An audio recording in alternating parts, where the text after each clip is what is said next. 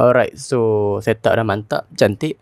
So Assalamualaikum dan salam sejahtera kepada nakama sekalian. Macam biasa, dalam video ni aku nak review pasal chapter terbaru dalam One Piece, which is chapter 1046.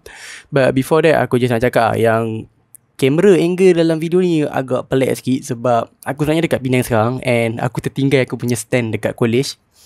So aku tak ada stand lah sekarang. So aku just sendai menggunakan phone holder biasa. So dari segi adjustment tu aku tak boleh nak adjust banyak sangat. So sebab tu dapat angle yang pelik kan, which is angle daripada bawah macam ni kan. Tapi itulah, tak apalah, asal yang nampak muka aku kan. By the way, ni first video aku time puasa kan. So selamat menyambut Ramadan kepada muslimin muslimat yang menyambut. Aku harap tak ada lah orang yang tengok video aku ni sambil duk ponting puasa.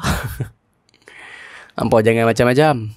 So berbalik kepada chapter 1046, which tajuk dia merupakan nama kepada Hokage ke-8 kita, which is Raizo.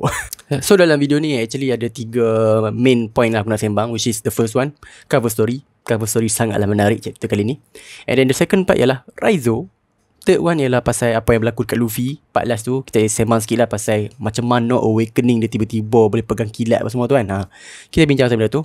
So 3 major point dalam video ni. So tanpa buang masa, jom kita start dulu dengan cover story. Okay, so cover story kali ni sangat menarik sebab kita boleh nampak yang tajuk dia ialah A Pair of Intruders on Pudding Stuff, Chocolate Town.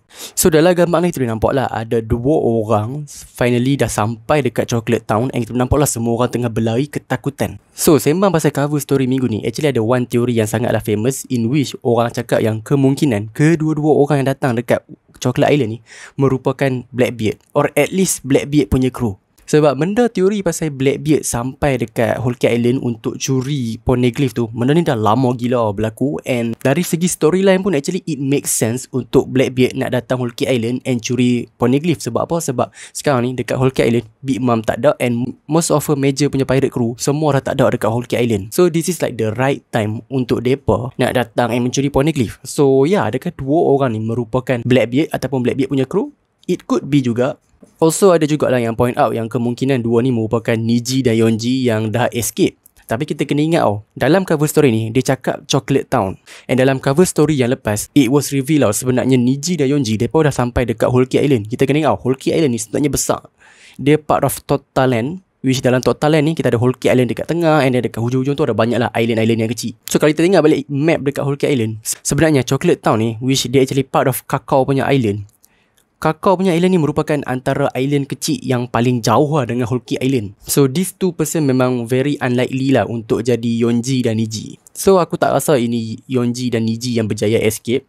But another possibility ialah mungkin boleh jadi ini Reiju dan juga Ichiji yang datang nak selamatkan si Yonji dan Niji. Since geng-geng Jerema pun mereka mungkin tahu lah, sekarang ni Big Mom tak ada dekat Whole Cake Island, kita takkan ada chance yang terbaik dah untuk selamatkan orang kita. So time ni lah kita nak datang.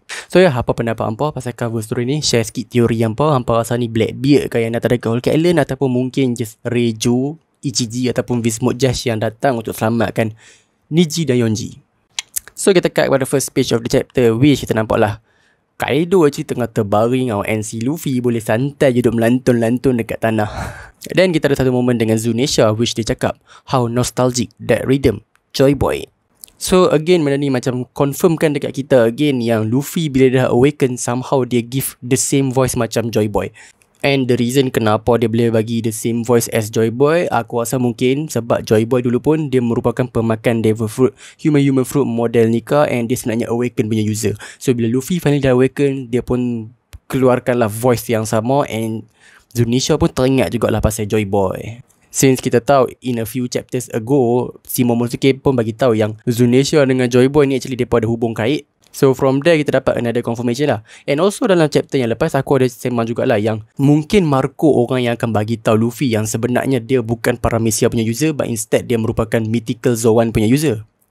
Sebab apa? Sebab Marco pun merupakan Mythical punya user and dia nampaklah Luffy punya transformation ni macam pelik sebab dia ubah badan dia as if macam Zoan punya user. So mungkin another possibility di mana Mungkin bukan Marco orang yang akan drop the information dekat Luffy pasal dia punya Devil Fruit tu bukan Paramecia, but instead mungkin Zunisha boleh jadi orang yang bagi tahu Luffy yang, "Weh, sebenarnya hang bukan Paramecia, hang sebenarnya Mythical Zora punya user and hang makan Devil Fruit, human fruit Modernica." Macam mana aku tahu? Sebab Devil Fruit yang pakai ni sebiji sama macam Joy Boy. Waktu mungkin time tu Zunisha orang yang bagi tahu pasal apa berlaku dekat Joy Boy bla bla bla apa semua kan. But yeah, there will be a one person yang akan bagi tahu dekat Luffy lah pasal Devil Fruit sebenarnya bukan Gomu Gomu no Mi, tapi instead itu merupakan human fruit Modernica. So ada dua possibility lah, which is either Zunisha ataupun si Marco macam aku sembang dalam video lepas. Tapi minggu ni aku rasa mungkin Zunisha lah kot, more likely untuk bagi tahu pasal benda tu. Dan dalam page ketiga keempat aku tak pasti, kita nampak scene Luffy actually dia tengah batuk. Masa first time aku nampak scene ni, aku ingatkan ni mungkin satu hint lah yang Luffy tengah push diri dia, and perhaps lepas dia menggunakan Gear 5 mungkin dia boleh mati. Sebab dalam chapter lepas pun Kaido sort of macam hint lah yang Luffy ni actually boleh kill himself kalau dia keep on push diri dia menggunakan Gear 5. So mungkin aku ingatkan yang kalau scene Luffy batuk ni merupakan macam kesan lah daripada awakening dia, and perhaps if he's using it for a longer time dia akan mati. Tapi aku rasa scene batuk ni bukan lah. Sebab kita nampak on the next panel, Kaido actually mention lah pasal ada banyak gila asap dekat atas, which actually datang daripada bawah, berpunca daripada kebakaran yang si Kanjuro buat tu. So aku tak tahu adakah Luffy batuk-batuk ni hanya sekadar sebab ada asap daripada kebakaran dekat bawah, ataupun mungkin Oda nak hint dekat kita yang Luffy memang dah straining himself so much bila dia guna awakening, and perhaps nyawa dia dalam bahaya. So dan kita cut lah dekat situasi dekat bawah bumbung Onigashima tu. Memang dah kebakaran teruk gila. So this is like a transitioning punya part. Kita just dapat update lah tentang karakter tu, karakter ni, karakter tu, semua tu kan. Tapi one thing yang menarik aku nak tunjukkan apa ialah, kalau apa perhati lelok dekat panel ni, kita boleh nampak api tu bapak punya besar saya, which they almost cover the whole Onigashima. I mean, aku tak pastilah besar mana Onigashima, but for sure dia lagi kecil daripada Wano. But since Onigashima ni merupakan sebuah pulau juga kan, so mestilah dia agak besar juga. So the fact yang api tu almost cover the whole Onigashima, maksudnya api tu memang besar gila sekarang So dalam kebakaran ni kita boleh nampak lah Chopper finally jumpa dengan Nami, and then kita nampak si Beppo kena angkut dengan orang bawahan dia. And fun fact lah, dalam chapter ni kita boleh nampak semua vice captain semua kena carry. Kita nampak Beppo duk kena angkat, Zoro macam biasa dia masih lagi KO and dia kena angkut dengan si Frankie juga. And also kita nampak juga Killer, which dia pun kena angkut dengan orang bawahan dia juga. So aku rasa Oda saja yang nak tunjuk semua vice captain dalam chapter ni semua kena carry. Also kita dapat juga scene Brook dengan Robin, and part ni part yang lawak sebab dalam panel ni kita boleh nampak geng-geng samurai mereka ingatkan Brook dah terbakar sehingga tinggal tulang. One of the samurai saya cakap lagi, "My lord, you must have suffered a lot to end up like this." Padahal Brook memang opor yang macam tu kan. So that is a good joke lah dekat situ. Dan kita nampak lah Sanji dengan geng-geng perempuan lain tu semua ada dekat bahagian hujung, which is Pleasure Hall Left Brain Tower. And kita nampak lah Sanji sihat sejahtera setelah dia pingsan masa fight dengan Queen tu kan. And yang lawak ni kita nampak lah ada tikus dekat dia punya bahu tu, which tikus tu sebenarnya milik Osome, which is perempuan yang si Queen fitnah Sanji kata dia pergi serang perempuan tu. Padahal dok pun kan. So aku tak tahu kenapa aku point out pasal benda ni, tapi just nampak comel ada tikus dekat sebelah Sanji. Also kita nampak Apu dengan EBB, which is one of the numbers, dia pun duk gaduh. And Usopp pun cuba nak buat something, which dia actually tembak dia punya little green star sprinkler, which I assume yang benda tu sepatutnya dia sprinkle air, tapi disebabkan api yang terlalu besar. And yes, api dekat Onigashima ni terlalu besar, macam aku tunjuk tadi dekat banner tu. Api tu hampir cover the whole Onigashima. So api tu just telan je Usopp punya pokok. So then kita cut dekat scene Hokage ke-8 kita, which is tak lain tak bukan Raizo. So macam a few chapter ago kita memang dah dapat hint lah yang Raizo sebenarnya dia ada plan. Plan apa kita tak tahu. Dalam chapter ni kita dapat tahu lah which plan dia sebenarnya. Dia nak mengeluarkan air yang sangat banyak dalam dia punya scroll and menggunakan air tersebut untuk padamkan semua api yang ada dekat Onigashima. So here's an interesting part pasal watak Raizo lah, sebab aku tahu ramai gila tak minat watak Raizo, tapi actually chapter ni just show us a little bit more pasal Raizo punya karakter lah. So Raizo kita dapat satu flashback lah di mana dia sebenarnya pernah kutip air yang banyak tu daripada Pulau Zo, which kalau tengok balik masa dekat Zo dulu, si Zunisha tu dia suka mandikan diri dia. Dia ambil air daripada belalai dah and then pergi simbah kat belakang dah. So time Zunisha simbol hayang dekat belakang dah tu, si Raizo actually ambil dia punya scroll and sedut sebanyak air yang boleh. Kenapa dia buat macam tu ialah sebab dia sangatlah traumatized daripada apa yang berlaku dekat istana si Oden tu. Sebab kalau kita ingat balik, istana Oden sebenarnya dah kena terbakar and dia sebenarnya tak mampu nak buat apa. None of them actually tak mampu nak buat apa-apa untuk padamkan api tersebut. And macam kita tahu lah, watak-watak Nine Scabbard ni, mereka sangatlah loyal terhadap mereka punya master, which is Kozuki Oden. So this part actually shows lah how much that moment traumatized watak Raizo and how much Raizo actually menyesal sebab dia tak mampu nak buat apa-apa and dia unprepared untuk handle api yang sangat besar tu. And that's why dia cakap macam tu, ever since that day, I swore I would never be unprepared. So yeah, this is an interesting character moment untuk watak Raizo lah. So, Raizo pun dia release dia punya ayak tu and dengan bantuan Jinbe, dia pun berjaya lah transfer semua ayak yang sangatlah banyak tu dekat setiap tingkat yang ada dalam Onigashima.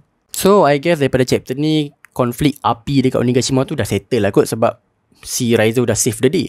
So, sekarang kita tahu dah kenapa Oda actually spend banyak gila masa tunjuk dekat kita pertarungan si Raizo versus Fukurokujo. Sebab Raizo merupakan orang yang akan settlekan masalah api dekat Onigashima ni. So kalau Oda tak tunjuk depa tengah fight, mungkin orang akan questioning lah, Raizo pergi mana? Dah kenapa dia tak gunakan dia punya water ninjutsu ni awal-awal dulu kan? Awak time hujung-hujung baru dia nak guna. Now kita dah dapat dalam explanation yang sebelum ni dia tengah busy fight dengan Fukurokujo. So sebabkan itu dia tak boleh buat lagi ninjutsu ni. So that's kinda explain kenapa Oda bagi banyak gila spotlight dekat watak Raizo a few chapters ago. And aku rasa Oda memang saja tunggu this very big moment sebab kalau kau ingat balik, back on Zou dulu, Zou punya arc, watak Raizo ni merupakan salah satu watak yang penting juga sebab back on Zou punya arc, kita boleh nampak one of the major plot twist ialah Raizo sebenarnya masih hidup. And for those yang lupa, dekat Zou dulu kan ada kes Jack datang dekat Zunisha, dekat Zou, and dia kata dia nak tangkap Raizo. And then disebabkan itu, mereka fight lah dengan Nekomashi dan Inuarashi selama 10 hari and end up dengan Nekomashi hilang tangan dia, Inuarashi hilang kaki dia, and ramailah geng-geng Minx tercedera.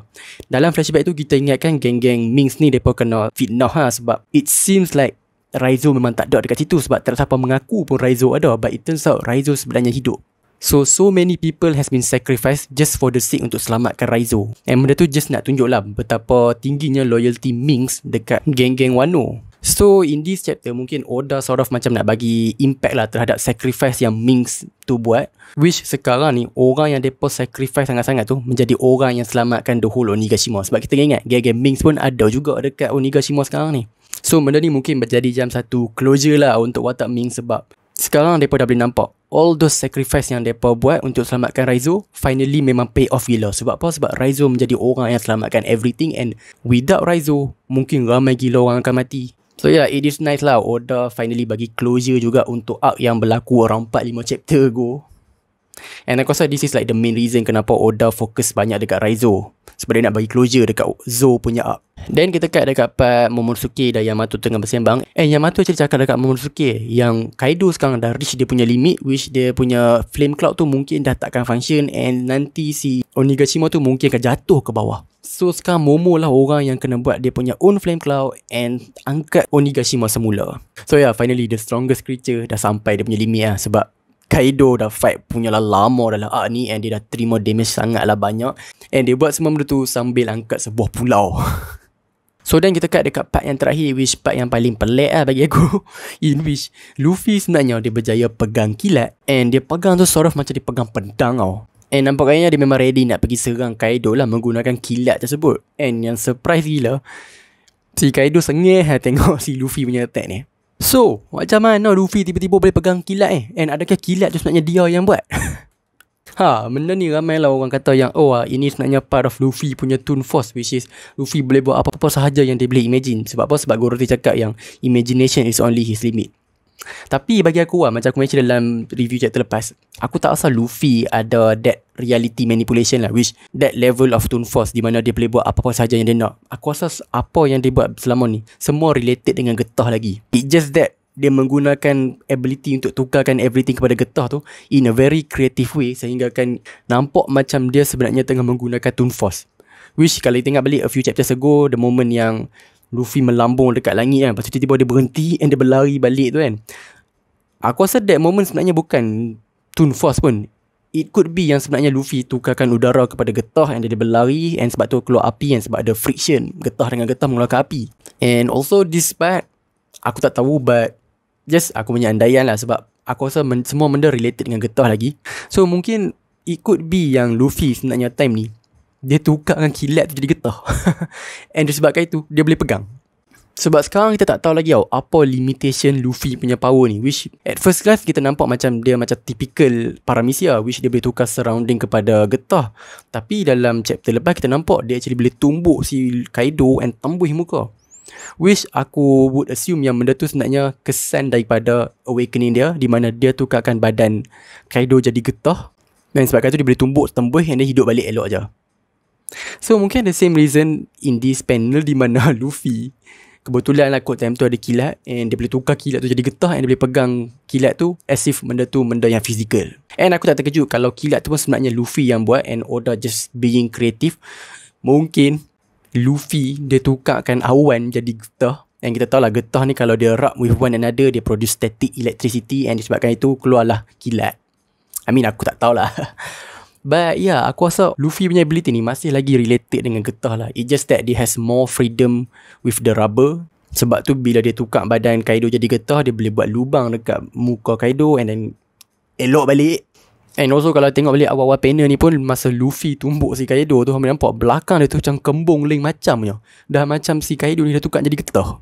So yeah, Luffy memang definitely boleh affect even enemy dia, and tukarkan enemy dia jadi getah. So aku rasa benda ni taklah pelik sangat kalau Luffy pun boleh tukar kilat tu jadi getah. And sebab tu dia boleh sentuh kot. But ya, kalau betul dia boleh tukar kilat jadi getah, then that would be overpowered juga lah. Sebab okay, kalau ada api lepas ni pun dia boleh tukar api jadi getah, dia boleh pegang ikut dan dia je. Also since dia boleh tukar getah kilat jadi getah, mungkin dia boleh tukarkan bentuk kilat tu jadi macam pedang ke apa lah. Aku tak tahu lah. But ya, aku letak aku punya bet di mana Luffy punya power sekarang semua masih lagi related dengan getah. It's just that Luffy gunakan power getah dia tu in a way yang membuatkan orang ingat dia sebenarnya ada reality manipulation ataupun tone force, di mana dia boleh buat apa-apa benda random, padahal tak, sebenarnya dia just tukarkan everything kepada getah and menggunakan ability tersebut in a very creative way. So yeah, we'll see about that. So yeah, chapter 1046 pun berakhir, and yang tak bestnya minggu depan break. So itulah dia chapter 1046 punya review. Aku dah tak ada benda nak sembang. So thank you for those yang tengok video ni. Macam biasa, kalau hampa tak subscribe lagi, silalah subscribe. Kalau hampa suka video ni, silalah like. Dengan itu, salam Ramadan semua, and jaga diri hampa elok.